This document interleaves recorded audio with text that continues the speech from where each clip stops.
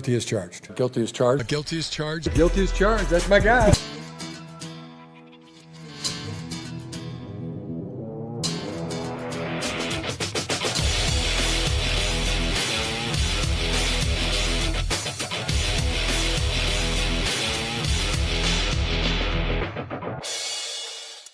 Hello, everybody. Welcome to the Guilty as Charged podcast, coming to you live after. Actually, I don't even think the game is officially over yet. During the ending of an embarrassing game from the Los Angeles Chargers, currently 35-6. I don't know if the Jaguars are going to continue to run up the score or not. But this is the first time we have ever started the stream before the game has officially ended. So that should tell you about how we are going to feel about today's game. So, public service announcement: if you are a fan who wants everything to be positive, you are not going to get that today. There were not very many positive takeaways this afternoon from the Los Angeles Chargers. So fair warning to everybody who wants, everything perfect and roses and everything like that. You are not going to get that kind of show today. Tyler and I have several thoughts about the way that this Chargers team looked today.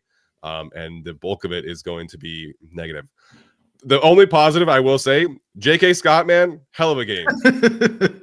Tyler is here. Well done, J.K. Scott. Honestly, J.K. Scott. I'm so excited for our top 10 Chargers of 2025, where I get to put J.K. Scott somewhere on there, maybe even with Cameron Dicker, because, wow, what a performance from J.K. Scott. So we're starting 10 minutes early, and our first thought is about the punter. So that's kind of generally how the show is going to go.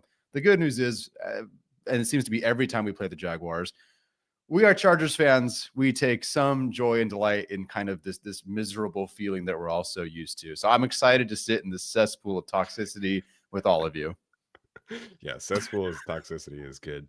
Cam Dicker 2 for 2 on field goals. So I guess there's 2 points there. Yeah, we did it. Dean Leonard as a gunner looked good. So there we go. Some positive special teams takeaways, I guess. Mm-hmm. Just kind of running through some statistics for today. Obviously, you mentioned the final score. It is a final score now, 35-6. We'll mention some stats from this game, and then we'll kind of just dive into, I think, like overall thoughts. So Justin Herbert had less than 100 yards passing in this game, which I think is the first time in his career. Officially finished with 81 yards passing, 4.5 yards per attempt. Trevor Lawrence had 153, so not like it was a great quarterback game by any means. The Los Angeles Chargers running backs totaled 21 yards rushing for less than 2 yards per carry, while the Jacksonville Jaguars running backs surpassed or almost totaled 200 yards rushing, finished with 192 on 4 yards per carry, 4 rushing touchdowns. Justin Herbert was pressured on over 50% of his dropbacks, while the Jacksonville Jaguars blitzed at only 3 times on the game. Dante Jackson had an interception, so I guess there's another positive for everybody who wants positive takeaways here. But just a overall dominant performance from the Jacksonville Jaguars. The Chargers at one point in the fourth quarter had 4 yards of offense. I don't know where you want to start with this game, Tyler. I think I have some long-term takeaways to get into, potentially like later on in the show. But you and I highlighted kind of the Jacksonville Jaguars running game being like the most important thing for this game. And turns out that Liam Cohen is Jesse Minter's kryptonite. I don't know what exactly goes on in this one, but the Jacksonville Jaguars got essentially whatever they wanted on the ground. And it felt like from the jump that the defense was just not going to show up today. Yes and no. The first drive, there were definitely concerns and some repeats of what we saw against the Bucs previously and some shades of what we saw against the Commanders and Giants. But I felt like they did force a turnover on downs. They did have an interception. So I thought there was going to be a good back and forth, maybe at least like a chess match between these two coordinators where, look, Cohen's got a great system, great run game. They've had a good run game. Minter, this defense, they're trying to find themselves. They've improved against the run. So maybe there's a back and forth. But then, and especially because the Chargers offense just did nobody any favors either, then they were able to find their way and just run all over this defense. And I think it was really felt from like that Dan Henley 4th down miss on, they just couldn't stop a thing in the run game, which was extremely disappointing to see them do that. Is it totally unexpected? No. Like if you look at my prize picks, I selected them more on both Jaguars running backs, on attempts, on yards, you name it, because you and I didn't feel like what they had done, the Chargers defense had done the last few weeks against other inferior rushing attacks, was going to hold up in this game. Maybe it wasn't as bad, but like it's certainly not going to be as good as it had been. And unfortunately, it was more on the extreme of the negative in this one. So, it's unfortunate. It doesn't really surprise me. It could have been worse. Like the numbers don't look as bad, but watching it, it felt terrible because even if you 4.2 yards per carry, 4.3 yards per carry, it should have been 2 and they got 2 more. Should have been 3 and they got 5 more. And that was the difficult part. There was no 80-yard, touchdown run. There's no Devin Achane giant run in this game. They just got whatever they wanted, and it made it so easy for Lawrence in this offense to stay ahead of everything. So that was unfortunate to me. What was the big, change for me is what happened to the third down stuff. What happened to what they were doing in coverage? That's what changed for me, and I don't quite understand. It feels like the last few weeks they've been trending towards, especially on third down, hey, we're going to press these guys, hit these guys, because they're not going to beat us. You watch them play the Titans. That team had not a single receiver that could lean on, really, do anything in that game. And so you saw, late throws from Ward, throws that were the timing was off because if it was third down in particular, they're hitting those guys. Cam Hart, Dante Jackson, they're also playing up. You've got the rush package of Owe and Thule and Mack and everybody ready to rock. They're just stunting. It's incredible. You have no time. The timing's thrown off. Great on third down. Against the Steelers, same thing. Or they would drop 8, change things, whatever. But even then, they would rotate that in, press, hit. Cam Hart, physical. Dante Jackson, physical. And in this game, I'm watching it. It's just like, when did we do the Brandon Staley against the Chiefs defense thing again? Why are we 12 yards off of these receivers? Who are not very good. Travis Hunter is out. Brian Thomas Jr. is out. Parker Washington was questionable heading into this game and limited all week. They don't have any of their tight ends. So let's just sit back as far as we can and allow 3rd and 12 to be picked up. Allow this to be picked up. So it sucks that they were bad in the run game. Kind of expected that a little bit. You and I knew that was like the big thing. It's disappointing, but not unexpected. What was disappointing for me is what the heck happened to this pass coverage, whether it was stuff over the middle that they had been better on, that they weren't, or just the fact that, hey, let's just play way off and let inferior receivers beat us all day. It was, not that Lawrence had a huge day, but just the combination of that and the run game made it's so difficult and really disappointing to watch Minter's defense.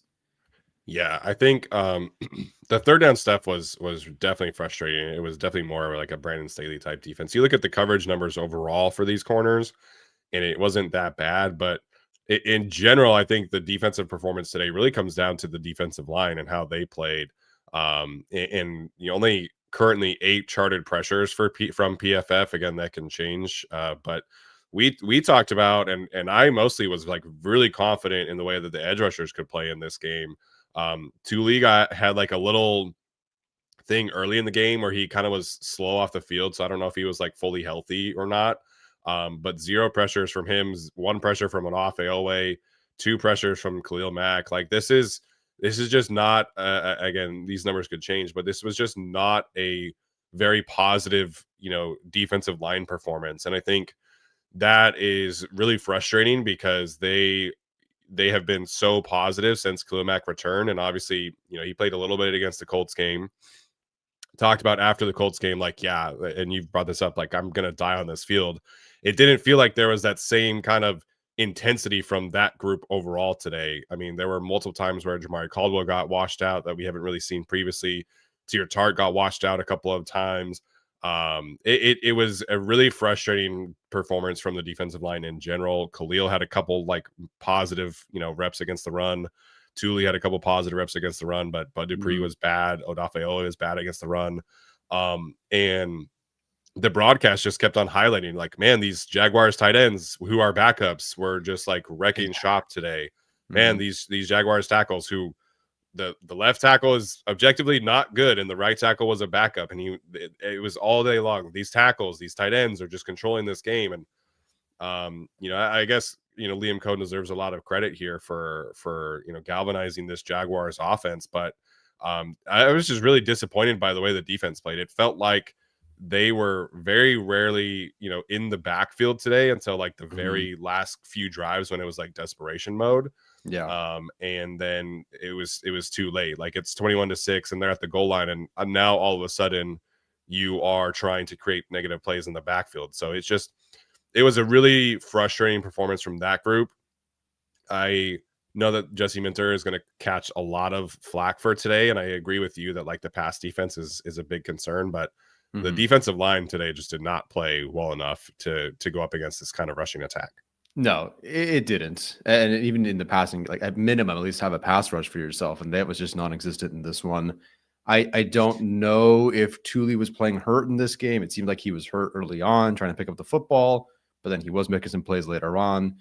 Not really an excuse for everybody else along the defensive line. Maybe there's something there for Thule, but yeah, disappointing. They had heated up and started to gel so well with the full Mac return, as you said, and then just today, I don't get it. And unfortunately, I joked on our last show, like, okay, so Max, either this whole defense is having 10 sacks in this game or 4 pressures, because that's just the way it goes with these Chargers teams. And lo and behold, it was a game where what was the final pressure numbers for the defense in this game? 7. Again, this is very close to a Herbert bad kind of offensive line that the Jaguars have, who are now missing their best offensive lineman, or at least their best tackle. 7 pressures is So they were Trevor Lawrence was pressured on 20% of his dropbacks. That's not good. No, not great at all. So that's the defense, which was its own level of disappointment. What next? I do want to talk about this in general. Mm-hmm. I'm becoming rather frustrated by the Jim Harbaugh experience, or the promises of the Jim Harbaugh experience that are not being true, or not being, not coming to fruition. I think last year, obviously, like the Cardinals game was really frustrating, but outside of that, I always felt like each week the game plans were relatively, well kept. I thought that the team was prepared, showed up for every single game.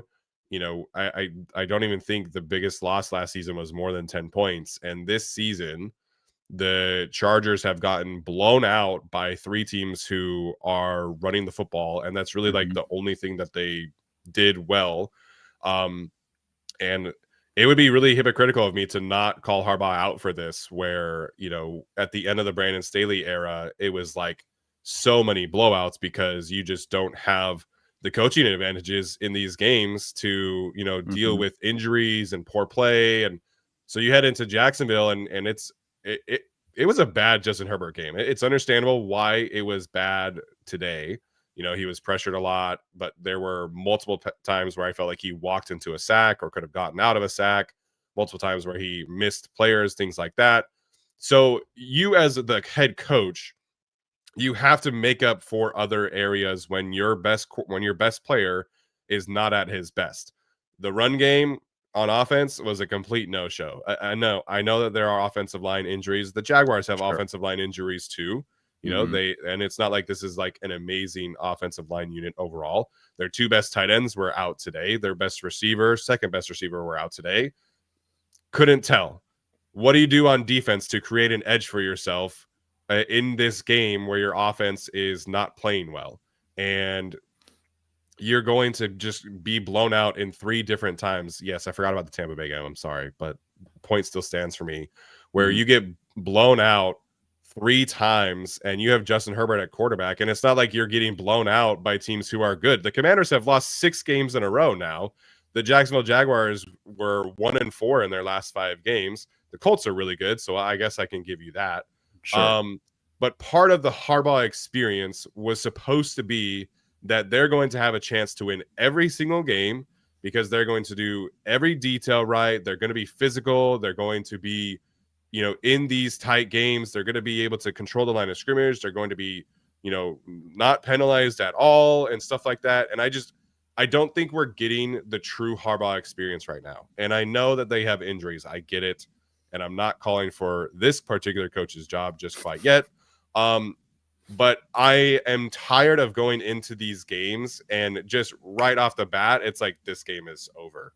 And the Giants game wasn't a blowout, but it was like right off the bat, the Giants game felt Mhm. like a loss. And that's 4 times this season that has happened. And I think it's going to get better. I think that, once this team is healthier, it's going to get better.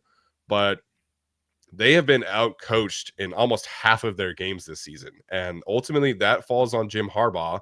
And, he's got some tough decisions to make at coordinator and position coaches and things like that.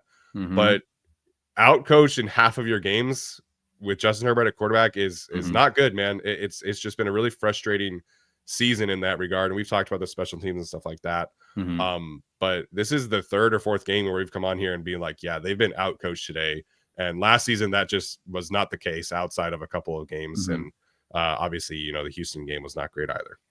I mean, I would argue, I don't have the exact counts in front of me, and you in the chat can debate.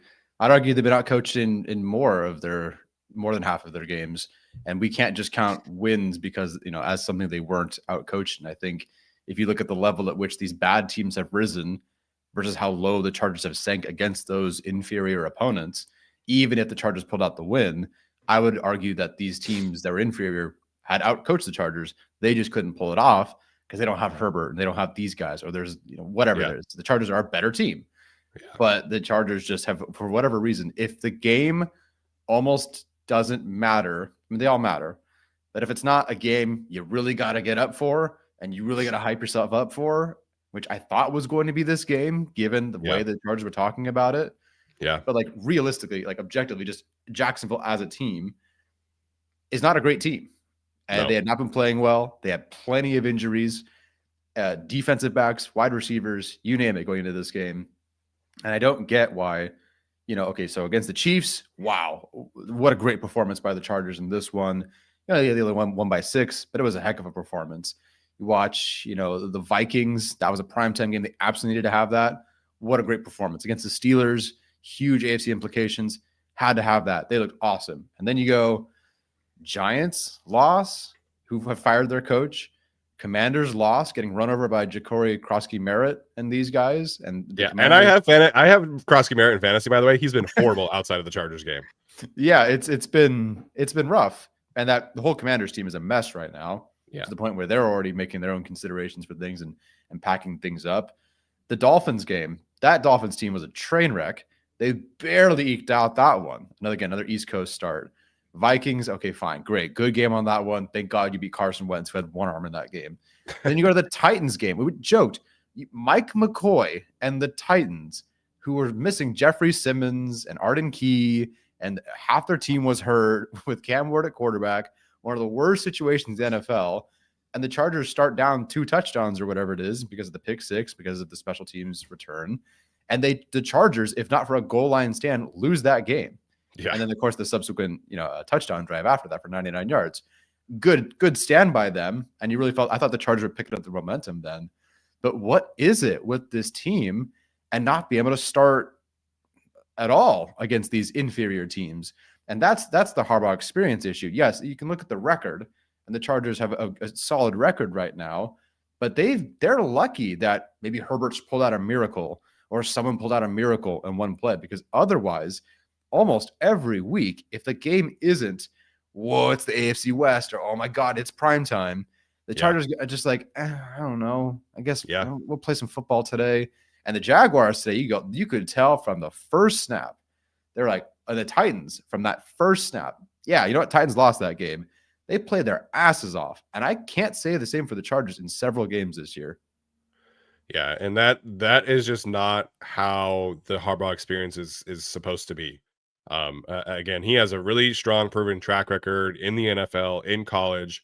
I am not going to sit up here and call for his job, but right now this season, it has been a disappointment how many times they have been outcoached on a week-to-week basis, how many times they have looked unprepared or unmotivated for these games. And like, I understand the Jacksonville game is not a must win, but the goal is supposed to be to win your division. And you're entering today one game behind the Denver Broncos, who are going to play the Kansas City Chiefs here in a little bit. If they lose and you win, you're in first place in the division. And so it's just really frustrating to me how it's up and down, up and down. We don't know which Chargers team is going to show up. Like the East Coast trips have not been kind to them, and yes, the team traveled a lot this year. I'm just kind of over the excuses with that. Yeah. Like teams find ways to get up, teams find ways to get motivated and play these football games. The Green Bay Packers had to play multiple drives today with Malik Willis. I don't know if they won or not today, but you have teams dealing with backup quarterbacks. You have teams dealing with the San Francisco 49ers, who I've talked about. Their entire starting defense is on IR right now, and you can barely tell. Like teams deal with injuries. Like it's a part of the NFL. It sucks, and we hate it, but this team is so frustrating to watch at times, where we get in this 3-game win streak and we're like, okay, everything's great, and then you get blown out 35-6 to the Jaguars. Like it's just inexcusable. You're 3-0 and you don't show up for the Giants game. Like it's just, apart from the injuries, man, like I just don't feel like this team is well coached right now, outside of like the secondary and outside of Justin Herbert being good. Like I don't know each week where this team is supposed to hang their hat. It's really frustrating to watch. That's not supposed to be what the Jim Harbaugh experience is about. And last year, yes, like there were some talent issues where you just don't have the offensive talent to win in Houston. But every single week, I felt like the team was prepared. I felt like they were consistently making smart decisions. I felt like they were consistently, putting players in the right positions to make plays. And if the offense wasn't doing so hot, for the most part, the defense would show up. Like the Atlanta game, where they had 4 turnovers or whatever. Like this year, I just don't feel like that's the case. I feel like essentially, if Herbert is not playing hero ball, if he's not playing awesome, this team has like zero chance to win.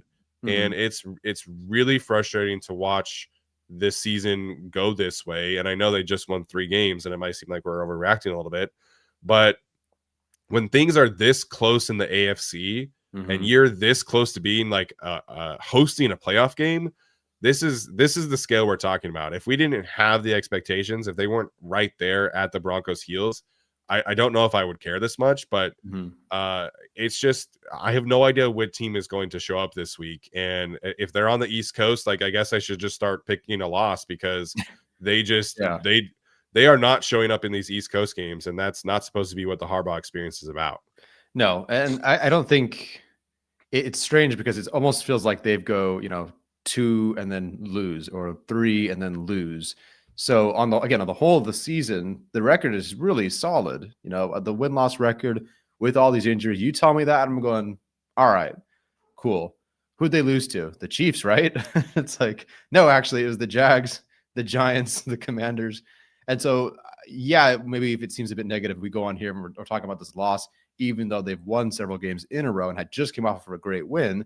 Yeah. But that's just because we are being whiplashed by this team too, where it's like, okay, here we go, yeah, positive, here we go, whoa, we just lost by 29 to the Jags. Like, what the heck happened? So yeah, if they had lost like 35-30 today, I don't think we care about this, but 35-6, man, is right. You and I had them winning by, I think, 3, or I think I had them winning by 6. You had them winning by 3.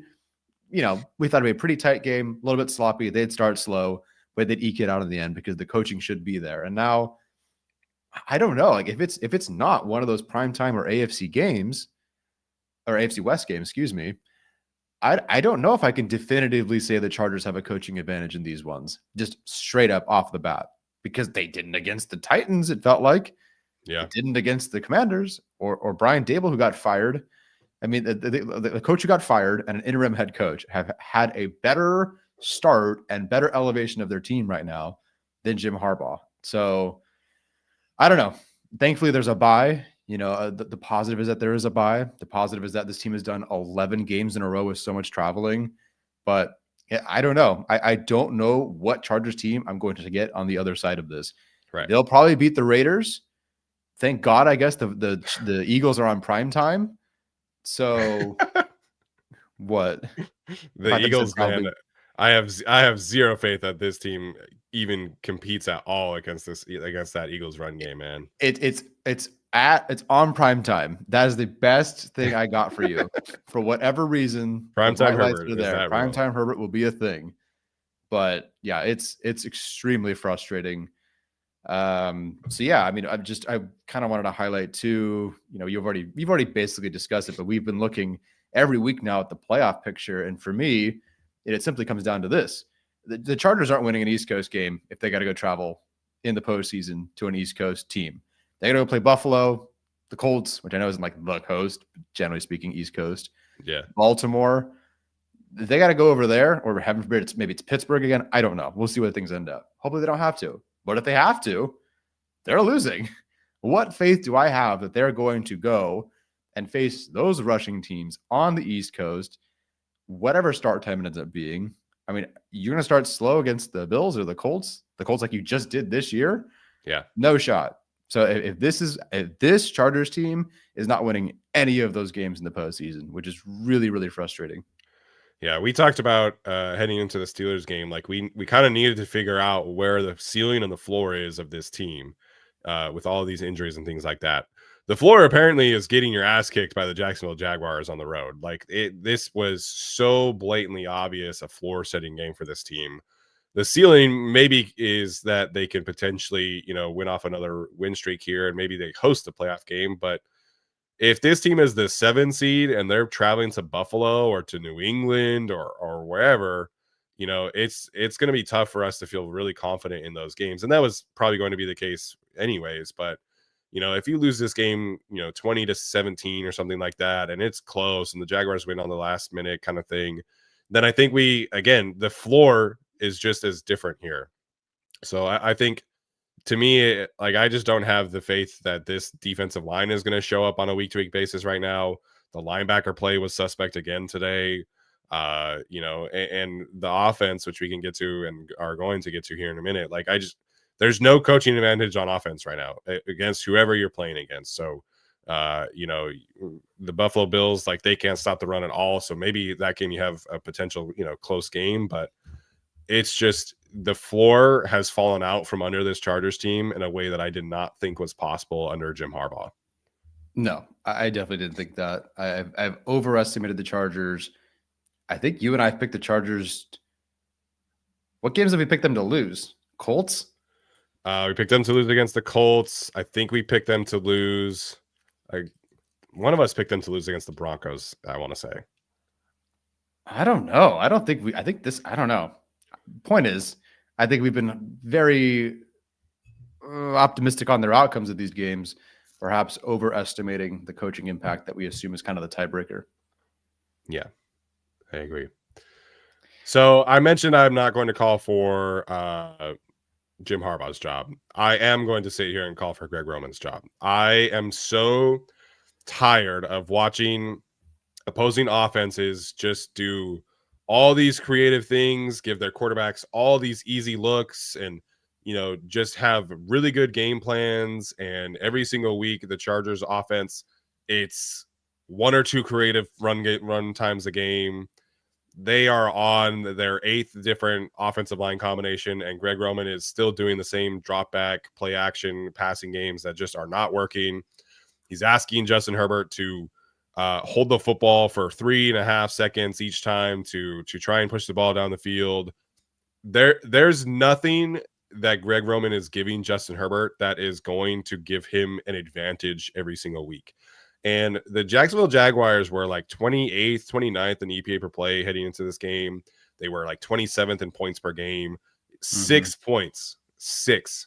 And I'm so sick of the archaic, game plans that are in this game every single week for the Chargers, where you have Kamani Vidal, your offensive line is in shambles with injuries. And it's we're just going to continue to run Kamani Vidal up the middle, and, we're not going to make any adjustments here. Justin Herbert is going to have, no time to throw. Oronda Gadsden's going to be one-on-one against Trayvon Walker in pass protection. Trevor Penning, who you just traded for 10 days ago, is going to be one-on-one in pass protection against Josh Hines-Allen. It's just so frustrating. The Chargers do not do smart things on offense from a game plan perspective. Again, there's a few cool run concepts a game. That's his bag. I'm just so over this experience. We're in week 11 and your quarterback is getting hit at an exponentially high rate, and we're still not doing any quick game concepts. We're not doing any running back screens. We're not doing very much anything in terms of jet sweep action. Your motion rate at the snap, which is in vogue all across the league, is incredibly low. other teams are doing 6 offensive lineman sets, 3 tight end sets as a way to try and like gain an edge. You're not doing that. You're doing the Scott Matlock thing over and over again. You won't play Will Dissly. I'm just over the Greg Roman experience. Today was his worst game of the season by far. I thought that he's had some really good games this season, but I'm trying to find a way for this team to create some coaching advantages every single week. And right now it just feels like if the Chargers don't have Justin Herbert playing great, there's no offensive schematic edge right now. They did a rollout on the first play of the game. Justin Herbert got hit. They never did it again. You know, if a play doesn't go well, he just says, fuck that play. I'm done with it. So I don't think Greg Roman has been like horrible this season, to be clear here. This for me is about trying to get the Chargers to the next step. And I don't think Greg Roman is capable of truly elevating the Chargers offense to where we want them to go in 2026. If they are going to really be pushing towards the Super Bowl contending level team in 2026, Greg Roman cannot be their offensive coordinator. If they want to push to, hey, maybe we'll win a playoff game next year, fine, you can keep Greg Roman if you want. But it's the inconsistencies each week. It's the lack of easy buttons for Justin Herbert with a bad offensive line. It's continuously putting a 5'8" running back up the middle 4 or 5 times a game. It's the tight ends one-on-one against edge rushers. There are no schematic advantages right now unless Herbert is just playing like Justin Herbert on each week. So there's no identity, as Atticus points out in the chat. It's a bad schematic offense, and when you don't have the horses to just be physical like you want to be, this is what it looks like. So I'm out on Greg Roman in terms of him being like an offensive coordinator for winning a potential Super Bowl. And I just don't think that the offense has that next gear to take a next step with him at offensive coordinator. So I don't think he's been horrible this season. I thought today was horrible. But if the Chargers are serious about winning a Super Bowl, Greg Roman cannot be the offensive coordinator in 2026. I would agree. So from the starting point of all of this with Greg Roman, it must be, obvious for everyone or open to everyone that we were not super thrilled with that hire to begin with. So I've been mentally out on Greg Roman since the beginning. Yeah, we didn't want him in the first place. Right. So which I guess is part of what we, should consider when we talk about, Harbaugh as the head coach. We just thought you wouldn't possibly do this after your brother just fired him, right? Lo and behold, it did happen. Of course, as Thomas Martinez points out, we're hearing the same things that they heard out of Baltimore, and that offense only got better. I think with Greg Roman, so last week I think you and I agreed, was a pretty good game from Greg Roman. They were mixing some things up. They did the best they could. It wasn't great, but they did the best they could, and they kind of found their way. They'd even been scoring better in the red zone. They had been scoring better off of turnovers. That against the Titans, they stop them at the 1, they go 99 yards, getting much better in those situations. So I think we had felt that there was some positive, moving.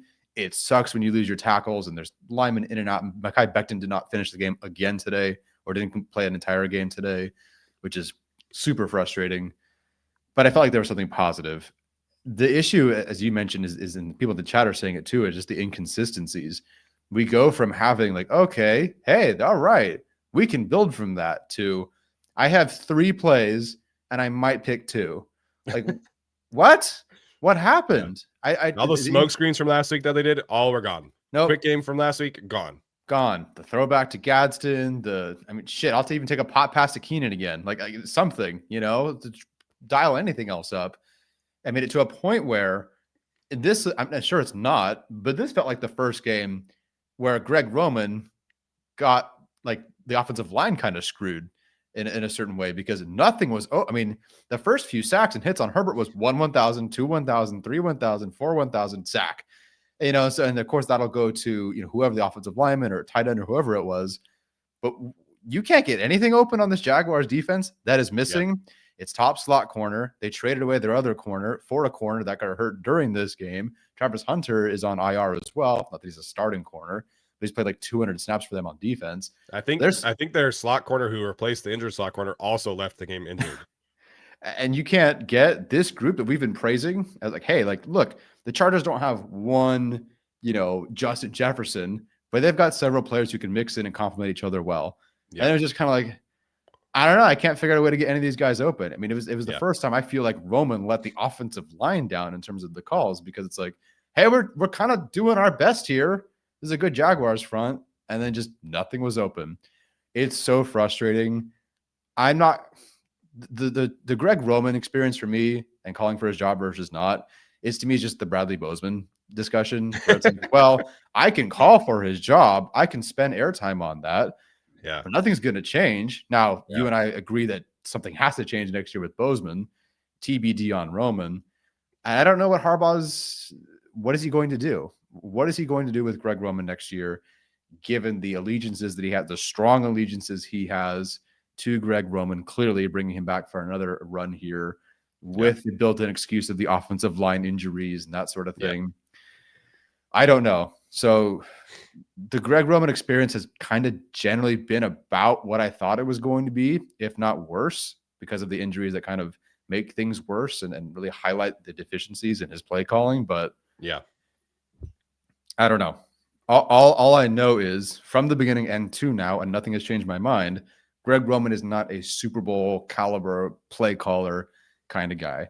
Now, we had then hoped that at least you have the run game, the defense, ficking with special teams, and the Harbaugh coaching advantage, where Roman doesn't need to be elite. They just got to be, consistent, half decent, week to week to week, and Herbert will be the sprinkle that elevates the group. You've got the floor, and Herbert will do the rest. Roman can't do that, but Herbert can. Yeah. And it's just like, here's the floor, and then Herbert's just trying to get them to like anywhere above water. Yeah, exactly. So, I'm not going to call for his job. I don't mind it though, but just simply because he's never been the guy. And that we're just seeing it week to week to week, that outside of the good weeks that he does have, where we get to praise him, and I want to. Yeah. It's just, I don't know what happened today. I do not know what happened today, how you could not have any advantage whatsoever against this group. Again, the third quarter, what did anybody expect that to be other than a run up the middle, which got 2 yards? Then it was, nothing's open. We'll throw it to McConkey, who trips and falls for 0 yards. Then we'll burn a timeout. And then Herbert almost gets a sack fumble because nothing is open and our line can't protect. Did you expect anything else to happen in that drive? I didn't. I would have bet $2 billion on the Chargers doing something terrible on that opening drive. So, yeah, I don't know. Rome was not built in a day. The Roman Empire should fall tomorrow. Yeah, I think you see every single week these other offenses where, you're even like the Steelers, probably not so much last week, but the Steelers have things that they want to do on a consistent basis, right? Like they have their core plays and they feel like that they can rely upon those core plays. And if they don't work, then it kind of goes away from that. But I just don't feel like there's core plays that the Chargers know will work each week. It's just really frustrating to see. Every game plan is different. Every game plan, like they called today's game, I feel like it feels like they thought they could handle the Jaguars defense. And I understand why they felt that way. On paper, the Jaguars defense is not great. But after that first drive where Herbert is getting hit and hit and hit, it's like, okay, let's make some adjustments. Let's do some quick game. Let's get Kamani to the edges. I know he left injury, came back, stuff like that. Let's get Keenan Allen some easy passes. Let's get Ladd some easy passes. None of that was happening. And so it's just when things are not in a rhythm and Herbert's not playing well, I don't feel like Roman has any schematic answers to counteract those things. And that's my biggest issue with it, is like when you're dealing with these injuries, and I get it, like the Chargers will use the injury excuse. Some fans will use the injury excuse, but your job as the play caller is to work around those injuries. And I don't feel like he's doing it. So yes, like the offense looked really good in the first 3 weeks of the season when Alt was healthy, and it's looked a lot better when Alt has been healthy. Tough shit. Like your job now is to figure out a way to move the football consistently without him. And that has never really been the case. So it's really frustrating. I don't expect anything major to change here. But if this team is serious about making a 2026 leap, then they need a better offensive coordinator. They need a better play caller who can give Justin Herbert some easy buttons and allow their offense to not just crater when Herbert is not playing well. And Herbert did not play well today, and this is what it looked like. Yeah. So same shit, generally every week. I can talk about this or that or how this might change. I just don't really expect it to. No one on the offensive line is coming back. I don't expect Mekhi Becton to finish a single game the rest of the year. They're going to see Jamari Sawyer randomly again, then Deculus, then maybe Penning, then Hart or Pipkins. I don't know. So I don't know. I don't know what to do with this offense. I really don't. Roma doesn't either. Poor Dan Wiles was at the game. We there were a few of our listeners who were at this game. I know feel so someone bad took for you guys. their mom, someone took their son for his birthday. Yeah, wasn't quite the Steelers game that people attended. Yeah, I vote that we veto all future games against the Jaguars because I don't know what it is about that team, but Chargers just do not play well against them. Yeah. What's your next takeaway, if anything, before we kind of get to some of these super chats? I don't know. It feels mean, but like because it was a debut, it should be mentioned because it was their solution to the offensive tackle injuries. Sorry, we have to discuss it. I don't think this number officially held, or I don't think the number held, but I think the ranking still held. This Trevor Penning debut, well, it started pretty good. There was a pancake. There was a pass protection pancake. All right, there we go. Some of the Trevor Penning hallmarks, but maybe without the issues. And boy, was it bad the rest of the way. Now, someone can correct me if I'm wrong. I don't know if he was helped a ton. Again, we're not keeping Will Dissly active to help anybody, so I don't know how much help that Penning actually had. There's a lot of discussion about what Penning could do for this offense, and it was a range of outcomes because, look, the potential is still there. He was a former first-round pick, all that sort of stuff, which I think you and I were more on the other side, which is that's great. Here's what he's actually been, which is one of the worst offensive linemen in the league in both statistics, generally pass blocking film, and with penalties. And unfortunately, this game was so bad that Austin Deculus replaced him in the fourth quarter. Now, is that fair for Penning to be evaluated, like this in one random game after barely 2 weeks of even being with the team? No, but I think we do have to mention it because this was their solution. They traded for an offensive tackle I'd never heard of before in Austin Deculus to be kind of their swing guy, and that didn't work. And then they traded for another bad offensive tackle that I had heard of, and that so far has not worked. So same thing applies. I don't think he's a good offensive lineman. The numbers never said he was a good offensive lineman, but I hope he's better. But this game was really, really, really bad. The second worst pass blocking efficiency of his career and the second worst pass blocking grade. Plus he was benched in the game. That's a rough debut. Yeah, it was a rough debut from a pass blocking perspective. At the same time, again, like Tucker Fisk had one pass blocking snap today. One. Scott Malak had two. Yeah. So your two big goon squad, package that you love to usually pass protect with, the two of them had 3 combined pass blocking snaps. So I kind of agree with Thomas Martinez. I think the Chargers kind of rushed him out here a little bit too prematurely. It's so difficult to know a game plan, to know a playbook in 10 days of being with a team.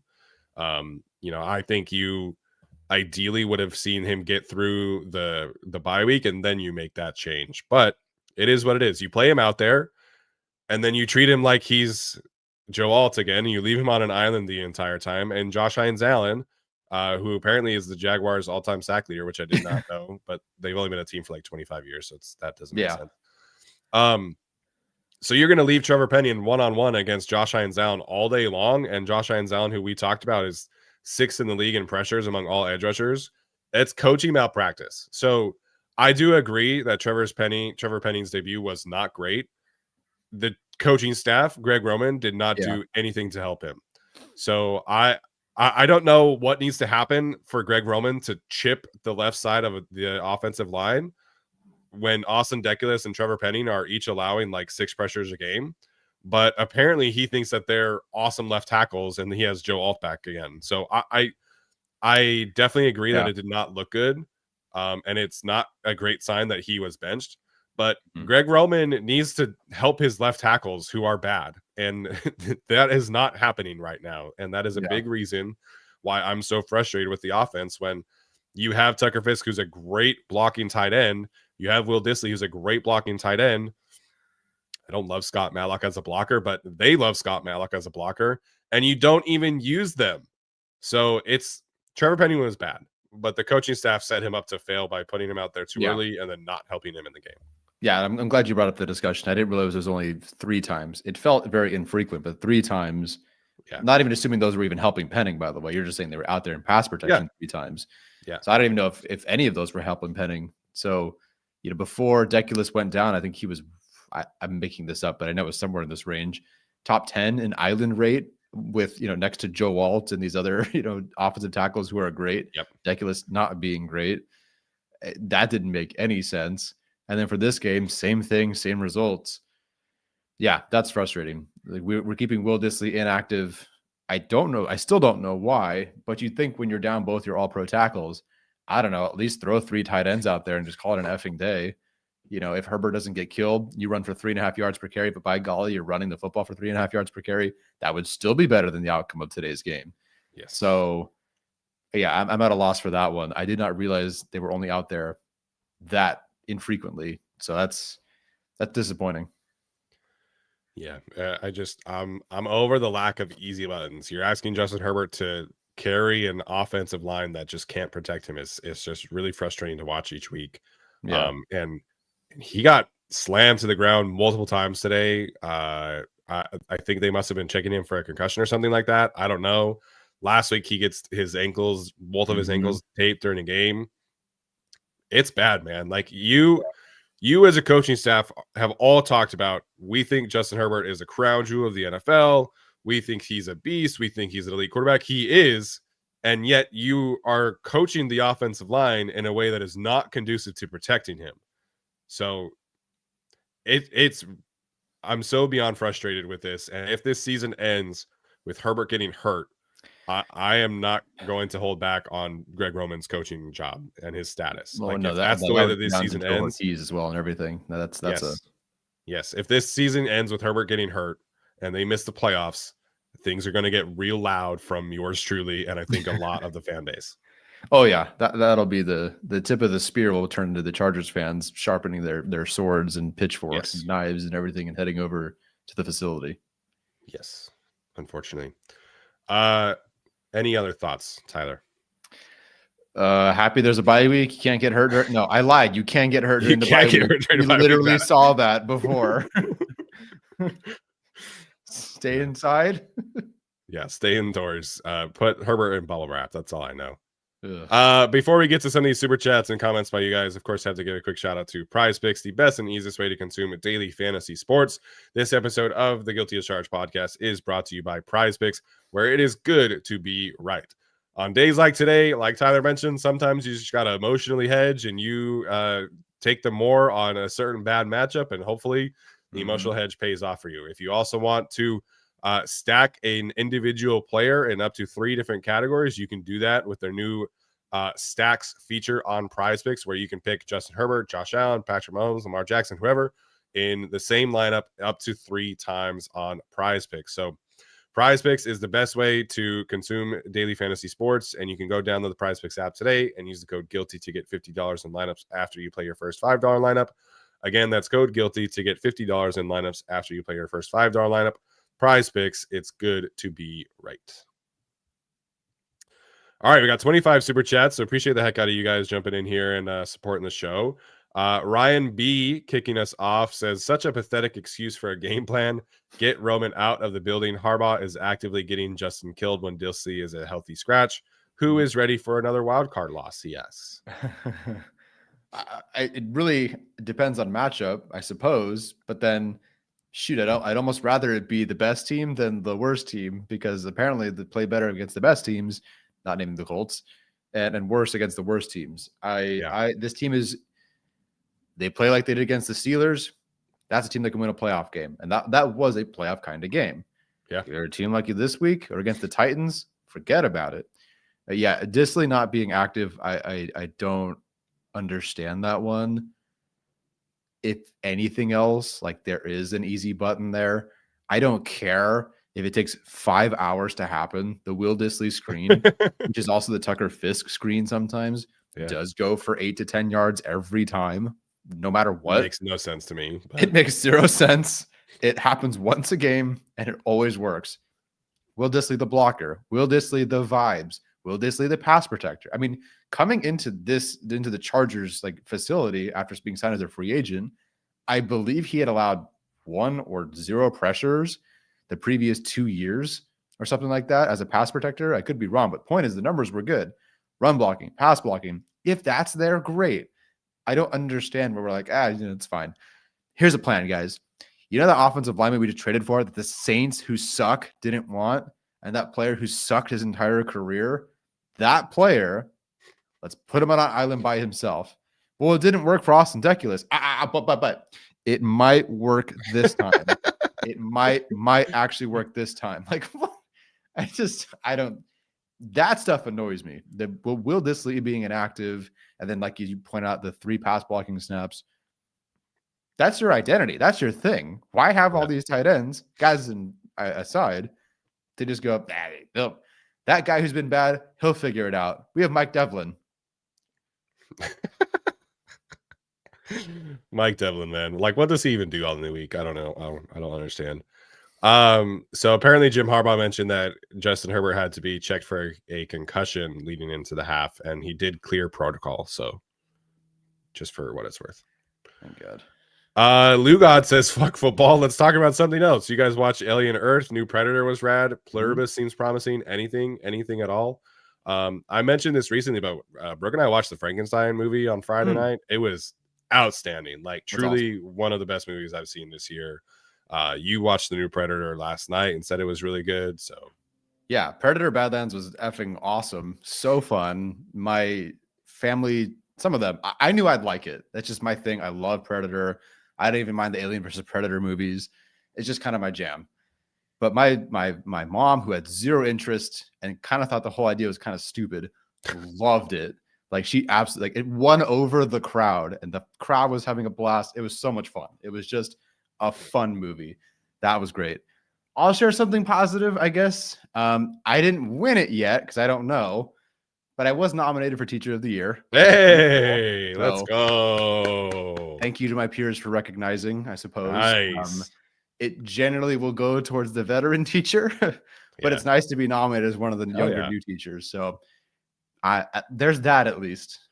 That's awesome, man. Really proud of you. That's great. Thank you. It definitely takes a lot as a younger teacher to be nominated for Teacher of the Year at your school. So that's fantastic. Love to hear it. Thank you. Oh, hey, Alex. Alex in the chat, MVP. Yeah, everybody congratulate Tyler, because that's honestly. Thank you. I'm not a teacher, but I know, working in the industry, that it's really difficult for a young teacher to be nominated for Teacher of the Year. Like, it almost always goes to the veteran teachers who have been in the industry for 20 years or whatever. So that's awesome, man. Really happy for you. Thank you. So again, I'm unlikely to win it, but it's the honor is the nomination. Hell yeah. Thank you. Steven Saba says, how are we so inconsistent? No more 10 a.m. kicks. Yes. Now you guys all understand why I hate 10 a.m. kicks, because the Chargers never do well in them. I can get on board with that. That as being the issue, totally. I can get on board with that. Bolt Guy 918 says Jim and Joe are guilty of malpractice of this line. Yeah, not great all around. Not great. You know, it's tough to. It's such a back and forth because, well, your best players are out. 2 of your 3 best players on your team, let alone your 2 best tackles, are out. At the same time, you watch Liam Cohen in this group, which does have ETN, just run all over the place, with this group. The Jags aren't a good team. Their line isn't great in pass protection. They are not great. They're almost Herbert's level of offensive line bad, and they look just fine. And so it's like, yes, it's bad. I feel bad. They really could be better with a healthy line. And you look at everybody else going, well, why can't we do that? Why can't we do a Commanders, Ja'Cory Krosky-Merritt, run all over this Minter defense? Do the Commanders have a good line? Did they in that game? Pretty sure no. The Giants did not have a good line going into that game. We all know what Cam Scadaboo is going to do, guys. Yeah. He's not Bo Jackson. He's not Barry Sanders. Like, he's got one thing going for him. Couldn't even stop that. But they figured it out. So it's just frustrating. Yeah. Really, honestly, about the Jaguars offensive line. So they took Walker Little in the second round. We talked about how bad it has been for him this season. Their left guard is Patrick McCarry, who's been largely a career swing offensive lineman in Baltimore. He was cut several times in Baltimore. I wanted the Chargers to sign him because I felt like he made sense for them and could add competition. They paid him like $14 million a year to start, like, unquestionably. Their center, Robert Hainsey, was benched in Tampa Bay and was the backup when they drafted Graham Barton. Their right guard, Ezra Cleveland, was shipped out for a 7th round pick from Minnesota, and they played a backup right tackle today. So yeah, they're like healthy, but it's objectively not a talented offensive line. And it looked like the best offensive line in the league today. So you can coach bad offensive lines up. That's why the Jaguars hired Liam Cohen, because that's what he's known for. And the Chargers just do not have that ability, apparently. No, which is the part of the Greg Roman experience we signed up for. We assumed that was like easily part of the job. Yes. The Schlechter says F, just all Fs. I agree. That's what I would give today for sure. Yes, Fs all around. F's all around. Rick 2087 says, love the show. Thank you, Rick. Appreciate you. Thank you. I appreciate that. Hopefully that's, I don't know. Just yell. Thank you. Just yell. You know, I joke with my students sometimes that, like, yelling into a pillow is like really childish sometimes, but it actually helps sometimes. Sometimes you just got to get things off your chest. So maybe we all need to go yell into a pillow. There's a pillow right behind you, buddy. If I had a pillow, I'd go with you. We can all do it together on 3. Daddy Don't Pull Out says Henley is poop emoji, kept missing tackles. Yeah, that fourth quarter, the 4th down miss was not good. I think at this point, what it is, I mean, if you look at, this is not the way to always evaluate things, but it kind of is. On Prize Picks, Henley's tackles plus, or assists or whatever it was at 3.5. And you'd think going into this year, 3.5, tackles plus assists, give me a break. Yeah. But then there's just games where he disappears. What was Henley's positive effect on this game? Unfortunately, I feel like I'm also going to see the stuff in coverage coming back up too, where there's just, not getting to the right spot, someone 3 yards to his right over his head. So it's disappointing, and everybody disappointed. All the stars disappointed today. So it's not just Henley, but Henley has had a disappearing act issue this year. Yeah, it's been really frustrating. His live PFF grade was his 2nd lowest of the season in coverage. I don't know if that's changed or not, but yeah, man, it's a little understandable for his, life circumstances going on, but sure. Missing tackles like that's tough to justify. Yeah, I'm trying to find. He had 5 tackles today. Could have fooled me. Darkstar 5058 says, yeah, I won't care about this team again until Eagles. Is that the game after the Raiders? Yeah. That's fair. Which would be nice. Bye, home against Eagles. So that's good at least. Yeah. Zillion 73 says, what happened to our passing game? Wide receivers missing. I think we've kind of covered this, but it's a bad Greg Roman game. It was a bad offensive line game. It was a bad Justin Herbert game.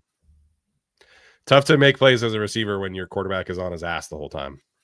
Yeah, that too. But your play calls are run up the middle, stick, possibly stick again. If we can, we're going to roll out, and it'll be someone in the flat or someone high. I don't know what else you got. 4 verts in the end zone. Mesh roll out rail, the flat again. Mesh rail. Yeah. Mesh rail is his favorite play call, man. Even against zone, I'm like, okay, we're just gonna run mesh against zone. They're just gonna stand there and watch you the entire time. Cool. Alex says, legitimate run game dominates us for 2 seasons now. We need Minter to change or move on from Minter, or else this is going to continue. I'm still in the patience camp with him. One, we just had several good games with him. Like they are still generally a pretty good defense in the NFL. I think some of the being out coached issues or the way that looks sometimes can be fixed by, again, we've said it several times, an infusion of even more talent in this defense. I'm not ready to give up on Minter just because they've given him not a whole lot. Now that given him more with the trade for Owe and Caldwell now, but it's not the same. Yeah. And it's like he is still putting guys in the right positions. Like Tariq Still's pass interference call, I felt like was a little soft, but he was right there in position. And if he just actually makes a play on the football, I don't think that penalty is called. The Dan Henley missed tackle, right? Like he's right in position in 4th and 1. He's right there. Denzel Perryman had multiple misses today. Derwin James had multiple misses today. Khalil Mack had misses today. You coaching your like this scheme works. We have evidence that the scheme works, but you have to have the guys who can consistently execute it.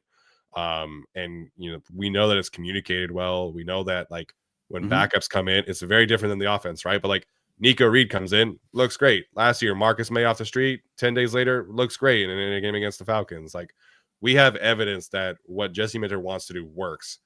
But when your defensive line just doesn't show up, that makes it really difficult to play this kind of scheme. And so I do agree that like he needs to make some adjustments, but he's like the scheme works when the players show up and prepare properly and bring it on a given day. Yeah, but with Staley, it just felt like, okay, this corner and that safety and this D tackle, that tackle, that edge rusher and that linebacker, all issues. I generally don't have an issue with the Chargers corners at all in most of these games. Yeah. They are generally playing well. They don't have one receiver who just goes off against them. So that's all there. I think in general, the interior defensive line is playing above where their level, expected level. So as you said, you got to work on and tweak some things, but it really just feels like that middle of the field stuff needs to be worked on. The linebackers, I will have to watch linebackers this year.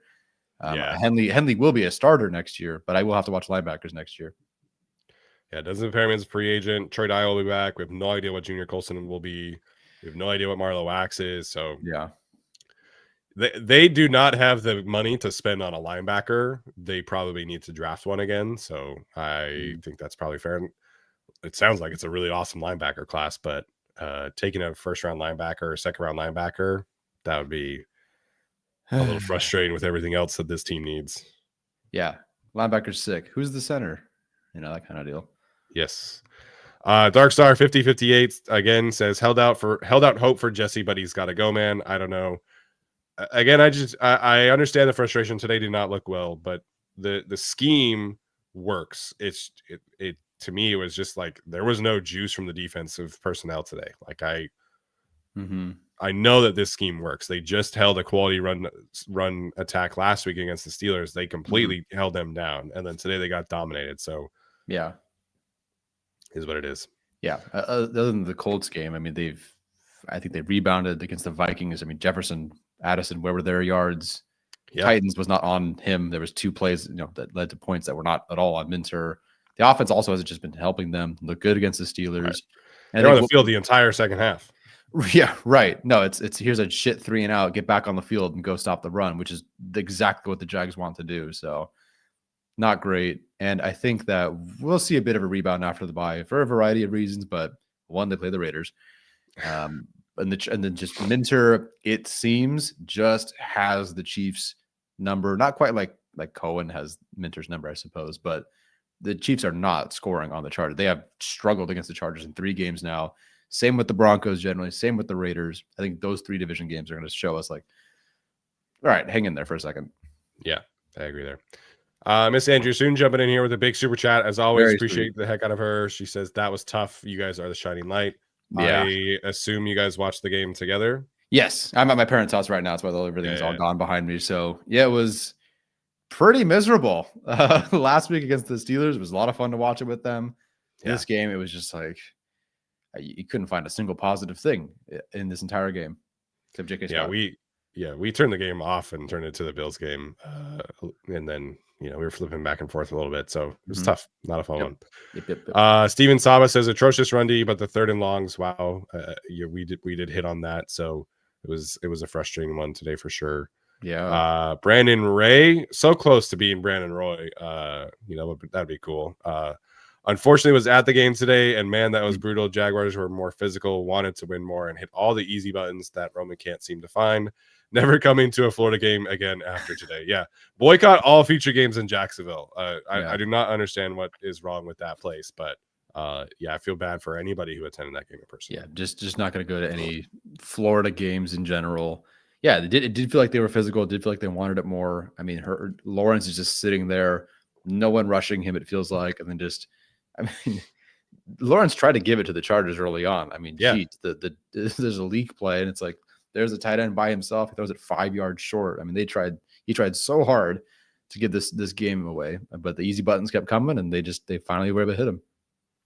Yeah, and that interception to Dante Jackson was a great jump by him, but it was. You throw an out route to the sideline like 2 yards inside, it's going to get picked off. Like it was not a good Trevor Lawrence game, which is kind of frustrating that that's a game that they lost. But yeah. Andrew Murray says clunkers happen. They've happened a lot this season. Predicted in August this team would go 10-7 with a playoff berth. Still on schedule. Get healthy and punish the Raiders. One clunker a season is fine. The Chargers have had at least 4, and that's a big problem for me personally. Yeah, I don't mind them losing to the Chiefs if they had. I don't mind them even losing to the Broncos if they have, but losing to the Commanders, the Giants, this is a clunker. I'd argue the Titans game is a clunker. I'd argue the Dolphins game is its own clunker. So, yeah, this is an odd one. Yeah, not fun. Can they still go 10-7?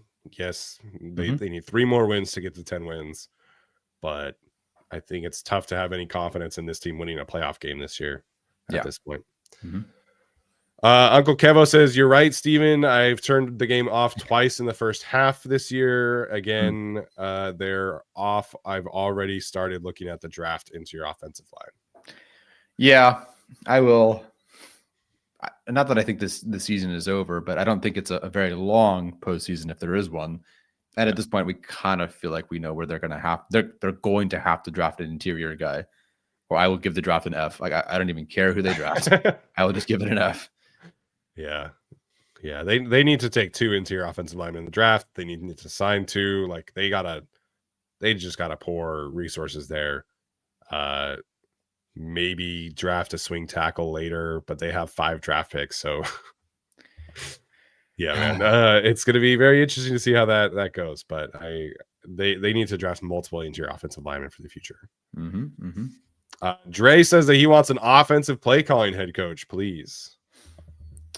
I mean, yeah, that was the part of the advocacy for Ben Johnson, and everyone was really like, and I wanted Harbaugh first and foremost too, because I wanted the stability and the Harbaugh things that we'd hoped we would be getting that I think we can still get. But Ben Johnson's looking, pretty good, turning things around. Liam Cohen, kind of same thing, has had an impact not just on, the group, but also like the offensive line, which is, again, frustrating with Ben Johnson to walk in and go, I want that lineman, that lineman, that lineman, let's go. And then they just look like absolute bulldozers on the offensive line now. Yeah. Play calling head coach it's very much in vogue.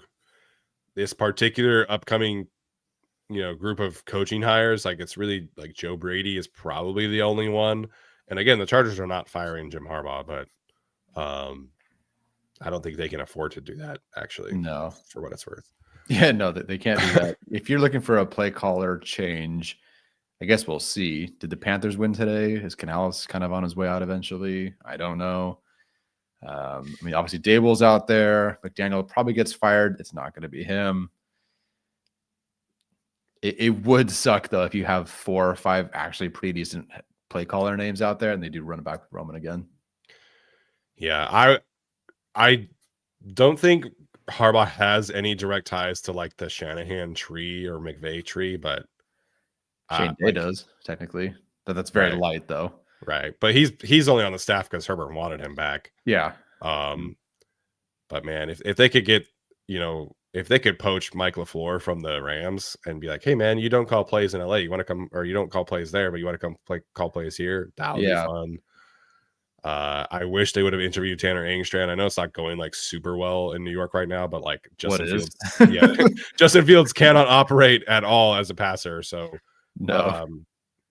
I just wish that they would have they only interviewed Roman and Marcus Brady, and that was it. So they knew right away it was going to be Roman. But yeah, if there's a bunch of names out there, like the Commanders are probably not firing Cliff Kingsbury, but like, man, Cliff Kingsbury and Justin Herbert together would be so much fun to watch. So yeah, there's a lot of good offensive coaches out there on the cutting edge of schematics, and Greg Roman is calling plays like it's 2012 again. Yeah, lovely.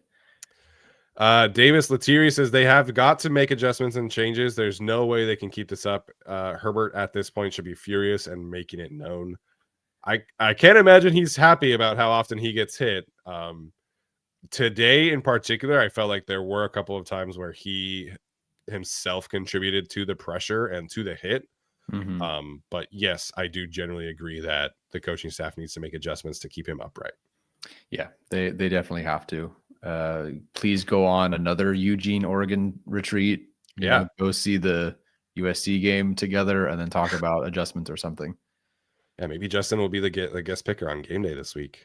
There you go. There you go. Chris Young says, need to fire the offensive line coach. I don't know what emoji that's supposed to be. How can you have so many bad players on the same team? Yeah. Again, it's like almost like a case-by-case basis with Devlin because, okay, yes, the offensive line guys are hurt. So who's taking the step forward? Bozeman? No, I didn't expect that. Becton, I don't know how much you put that on him. It's also Becton not playing. Okay, Zion's taking a step forward. All right. Bobby Hart, that was something. I don't know. Yeah.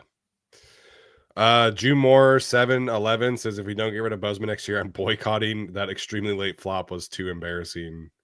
Yeah, not sure what he was doing with that one, but I can appreciate trying to draw a penalty when your offense is just kind of stuck in mud, I guess, a little bit. Go for anything. The refs were throwing some odds. I still don't get 3 of the calls that they had in that game. The intentional grounding one blows my mind. Like Quentin Johnson and Tucker Fisk were like literally right there. Yeah, that one I don't get. If that's intentional grounding, I don't get the rest of them. Someone can explain the rules to me. I just assumed if you dump it a yard from your receiver, you're fine. The first PI, which I guess, but like, come on. The end zone PI, which is 5 yards over the receiver's head. I don't know. And you can also talk about that for the defense too. Like it started pretty okay. And then 2 touchdown drives or points drive were allowed because of a PI on 2 different things. So I don't know.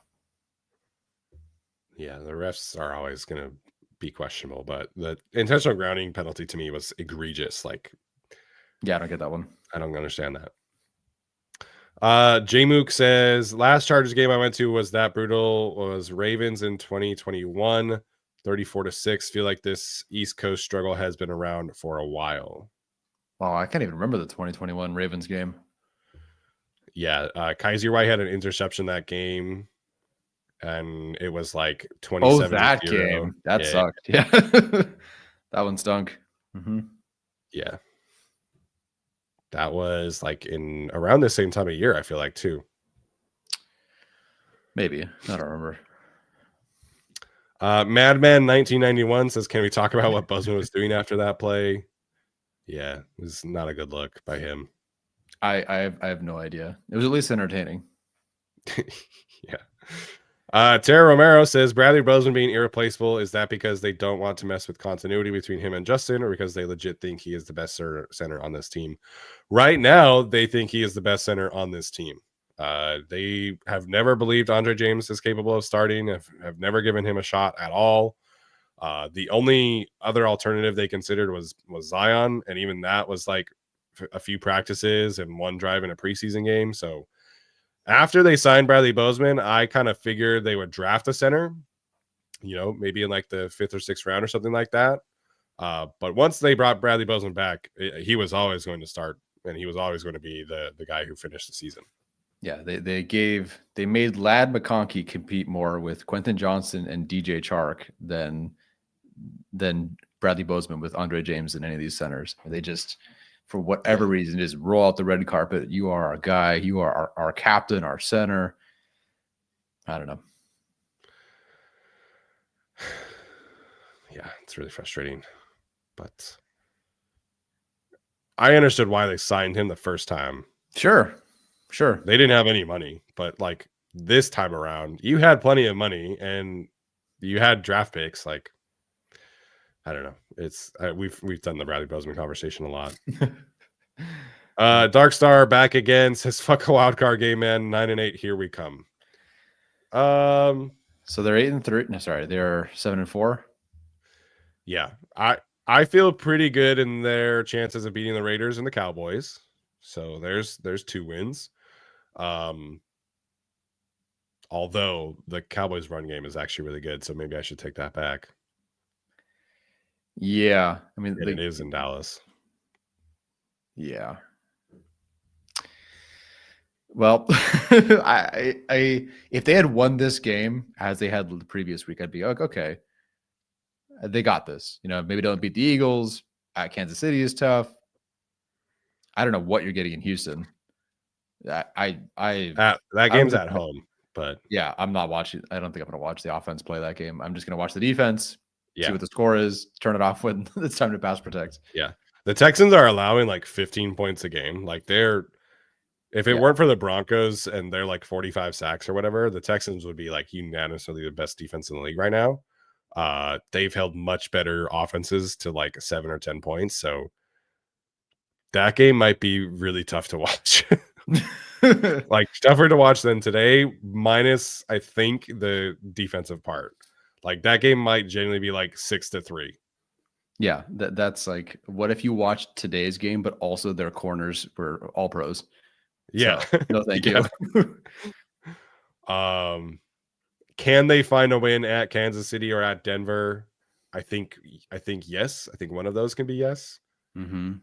I would not be shocked at 9-8. I think this team will find a way to get to 10 wins, even after today. But it's just so disappointing. Like the division title is like so close within reach, and this happens today. So it's tough. Tara says, I will swear and die on the hill that everything starts in the trenches. Look at the Broncos, one of the best offensive line and defensive lines, and although not pretty, they are winning. I think we see this in all over the world in football, in college football, high school football, NFL. Whoever has the better trench performances almost always wins the game. And I think that is what Jim Harbaugh is supposed to bring to the table. And I understand injuries are a part of why that's not happening right now. But I absolutely agree with Tara that offensive line, trenches, defensive line, that's what wins games in the NFL. Yep. Camper 4-5. What happens schematically to our run defense against a legit rushing teams? Minter does go to base, but it doesn't seem to matter.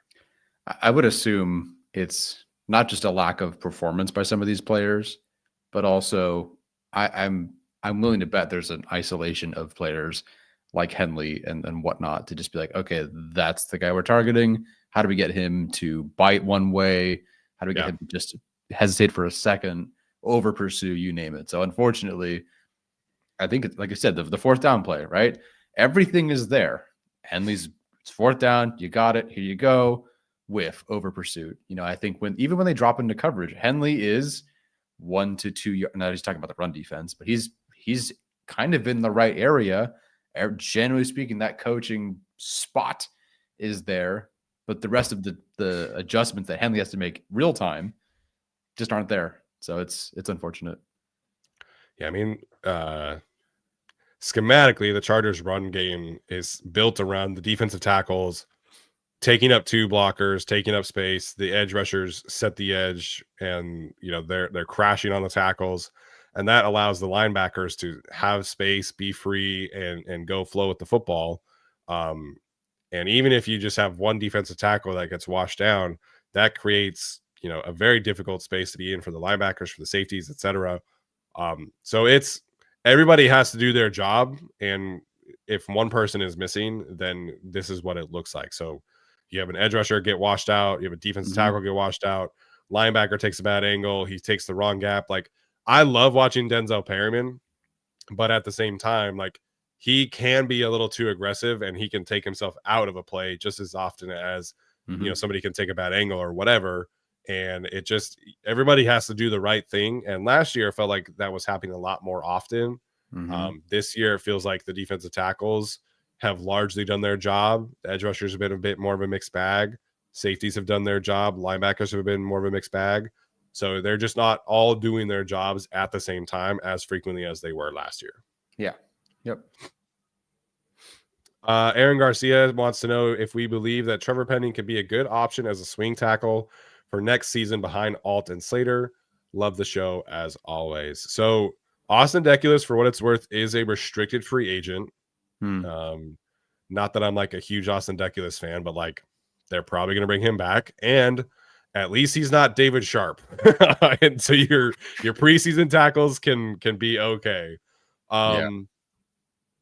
I don't know if we have enough information on Trevor Penning to say what his future looks like as a backup, but the Chargers probably need to get cheaper at swing tackle behind Trey Pipkins, and Pipkins is getting older. So I do expect them to have some different kind of swing tackle plan.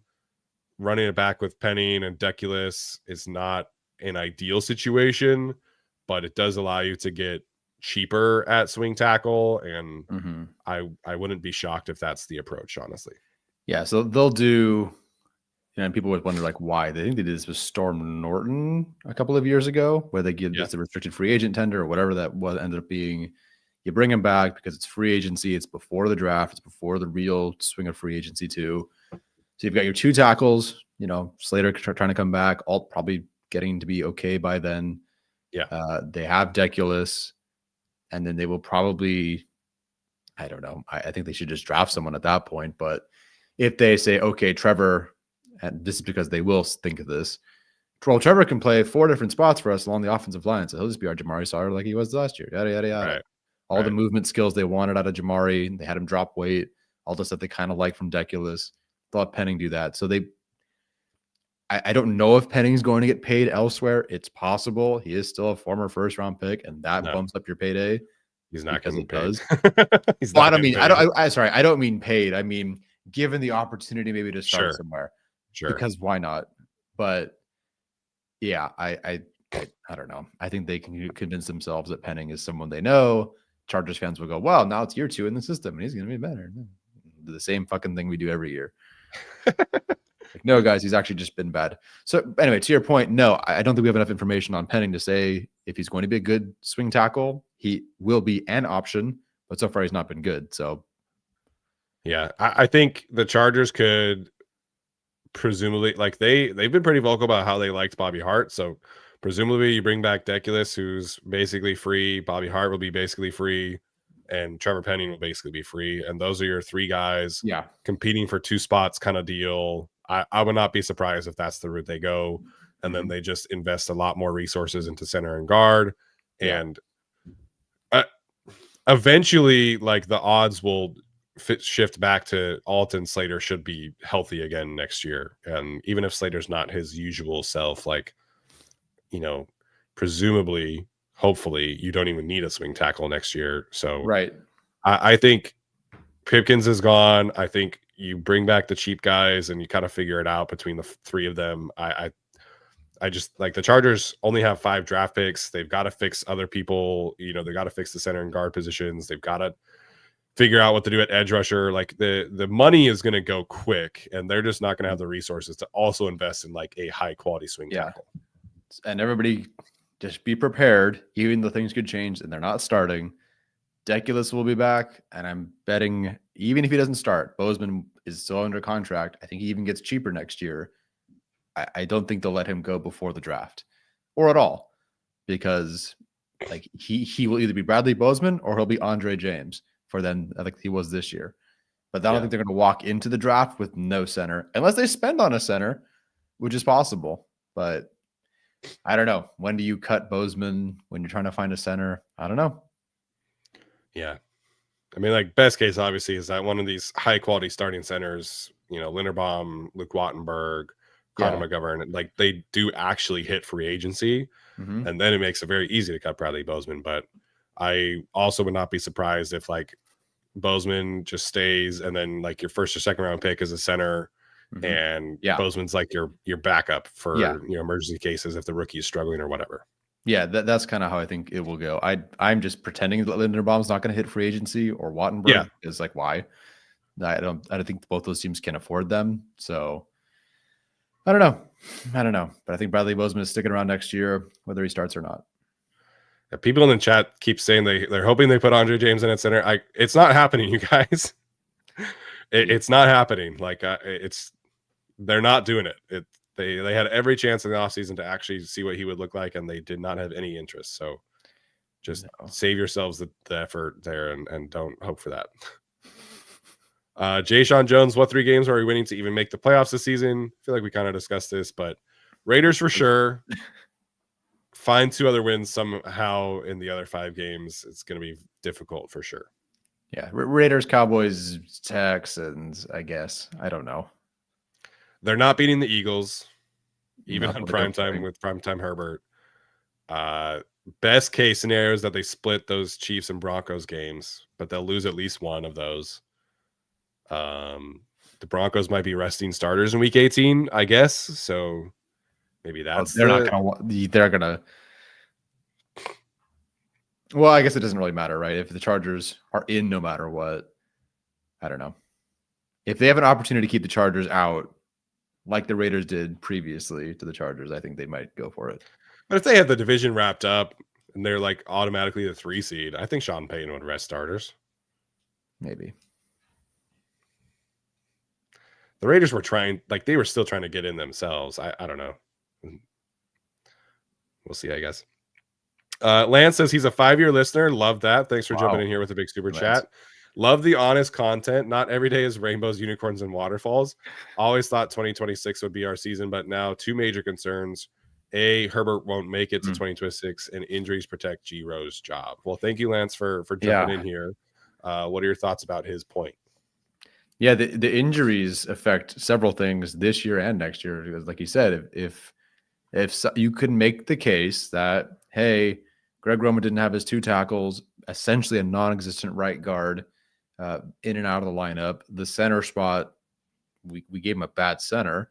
His running back was hurt. His other running back got hurt. The swing tackles got hurt. Mike Williams retired. Conklin, I don't know what happened there, but that didn't pan out. And then you could say, well, hey, early returns on McConkey and Gadsden, these young players, and also who they did draft, have been really positive. So, yeah, I mean, I could very easily see the case they make to bring Roman back, which is something. Yeah, I think yesterday when we were on here, Frank Blakely made the point that despite everything, like the positive takeaway is that the core of the Chargers offense is all very young. They're all very explosive. You know, there's a bright future there. And like the Chargers view is probably like, you know, we have all these injuries. We still believe in the core. Let's run it back. And hopefully they're all healthy next year. Yeah. And if Slater and Alt are healthy, then we're not talking about these same kind of problems. And Greg Roman doesn't have to worry about chipping the edges because he has 2 all-pro tackles. But, you know, I just don't know how great I will feel if Greg Roman is brought back and like they don't make any changes to personnel besides, hey, let's just hope our guys are healthy. Like it's just at some point you got to make some changes when you have 2 years of these kind of results. Like you gotta make some changes and look in the mirror a little bit, and hopefully they get to that point in the offseason. Yep. Red Hector says that game was a total stinker. The silver lining, we got pumped before a bye to seethe, and we have the Raiders coming up as a get right game. Let's hope our coaching adjusts. Congrats, Tyler. I assume that's about the Teacher of the Year nomination. Yeah, thank you very much. I'm glad that we did get to see the Steelers win before the bye. So at least I feel like they can compete in a very competitive, you know, AFC or primetime game. Winning a game like that feels very like at Broncos, you know, even though it was at home. So winning those games makes you feel a little bit better. But yeah, they get to sit with this one and think about it for a while. I don't know what Harbaugh's record is post-bye. I think the Raiders are going to not be very good. It's like they were at least kind of humming before in week 2. They had beat the Patriots, which is kind of insane to think about. But yeah, they're just kind of a whole mess right now. Last year the Chargers had a week 5 bye, and then they beat the Broncos in Denver the week after that, for what it's worth. All right. There we go. That was a pretty good Jesse Minter game for sure. That was a good one. Richard Mazara says, update on mom who went to the game. She died of boredom. Yeah. Worst that's tough. First time in 20 years, and that's the one that you get to see. That's tough. That's brutal. That is brutal. I honestly thought that might have been Steven's fate last week with the Steelers, but no, it turned out to be good. Yeah, last year I went to the Chiefs game at SoFi, and it was competitive, but it wasn't like fun. The Jaguars game in LA when Herbert had just broken his ribs, we were at that game. That was not fun. Actually left that game early, and I never leave games early, so that's how that one was. So again, just veto all games against Jacksonville going forward. Just take an L, forfeit. Yep. I don't care. Like I don't know what it is about this team, but frustrating. Ron P. Melchiolo says, I assume this is supposed to be Vrabel was the better choice only because no Roman. I don't know about better. I mean, Josh McDaniels looks pretty good in New England right now. I don't know if he can make that work anywhere else. I don't know. True. I think it was Diana Rossini who reported that if Harbaugh had decided to stay at Michigan, the Chargers would have hired Mike Vrabel for what it's worth. Mm-hmm. That was kind of the buzz about that year. So we'll never know. Yep. Dre says, Greg Roman, I hate you. And then he said, it's like when Bradley Wilson, I hate you. Thank you for saying all of those parts out loud. I appreciate you sending in money just to let us read that on the air. That was good. You need to laugh after a game like this. Oh yeah. Antoine, the artist. I don't know if there was a question attached, but thank you for sending a super sticker. If not, Skylar says trade DJ3 for draft picks into its time. I'm plugging my computer on. I am not doing that. I think Tyler's computer died. The Chargers should probably trade somebody for picks, but yeah, I'm not trading Derwin James.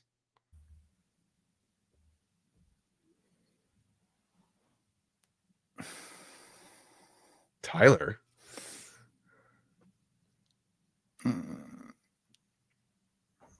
Wow, I'm stunned right now. It's just the argument of, do you wait till it's too late or do you do it early? Now, I think he's got a lot more to offer than this player did. They did do it with Keenan Allen, who earned. If Jesse Minter is gone, if Jesse Minter takes a different job, I wouldn't be like stunned by this, but I think Jesse is like, we're building the whole defense around Derwin James. I would be stunned if they did that. I agree. I don't think it's, the conversation has to be had, but I don't know. I have to see Derwin's entire season this year as well, because it also has been hit or miss. Yes, that is fair. Another player like today, he had a couple like good moments, but nothing crazy. Sock Poot feels like this game was full circle from the wild card game in the worst way. Yeah. Yep. Fun. All right. Hour and 33. Hopefully you guys feel a little bit better after yelling about some stuff like we did. I don't know if I feel better or not, but I probably won't. Tyler, any final thoughts before we head out? Food will make me feel better. That's the plan. Food will make you feel better. What are you eating tonight? I actually have no idea yet, but it won't be healthy. I'll tell you that. No, not rice. Not rice. I had rice yesterday, actually, after we had all that conversation. Fried rice. Fried rice from Trader Joe's. It was pretty good. There you go. All right. Cool. Thomas Martinez says Panda Express. Let's go. Sure. Screw it. Panda Express. PF Chang's. Whatever. PF Chang's. Gotta go find my wife at PF Chang's. All right, you guys. Post bye week or bye week show this week. So I don't know how much we're gonna watch the film this week. That being said, we did actually hit 10 million views on YouTube earlier this week. So we are going to do a 10 million views show this week, where we're just going to take some questions. So we'll kind of pay it forward a little bit. So join us at that time. That'll probably be our Tuesday show. And then hopefully the Chargers can get healthy and rest up and, flush this game from their system on the bye week. So yeah, we appreciate you guys so much for tuning in. Make sure to like, comment, subscribe. All that good stuff does genuinely help continue to grow our show. And we appreciate all the support. As always, bolt up.